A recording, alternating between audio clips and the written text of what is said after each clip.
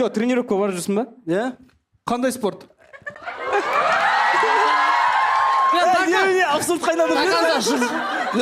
Ең қызы бір пацан.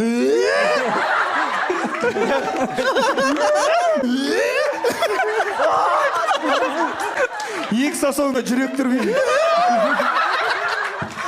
Найтиман деп па емшек. Сөйтсе, әйістің емшегі былай тұрса.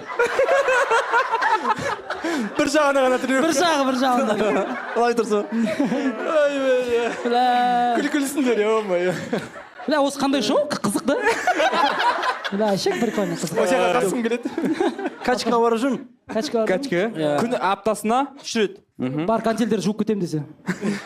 Жоқ, качка дегенде нақты темір көтересің. Темір көтеру бар, кардио бар, ішінде және андай Сөз көтеру. ЭКГ. өзіңнің весіңмен сосын андай флюорография деген сияқты. Анау рентген ғой ол. Тамаша. Жалғастырып кеткен ғой, ЭКГ дейді да. Сіздер өздеріңіздің қалжыңдарыңызға күлесіздер да, біреу айтса, әдейі күлмей тұрасыздар да.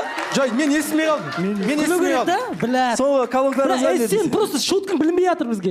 Күлгім келіп жатыр қайта өстіп. Біз негізі любой шуткаға күліп береміз, по идее. Күлкі болса. Жай, естімей қалдым. Бірақ Жоқ, егер біз ғана күлмей қалсақ, айтсаң болады.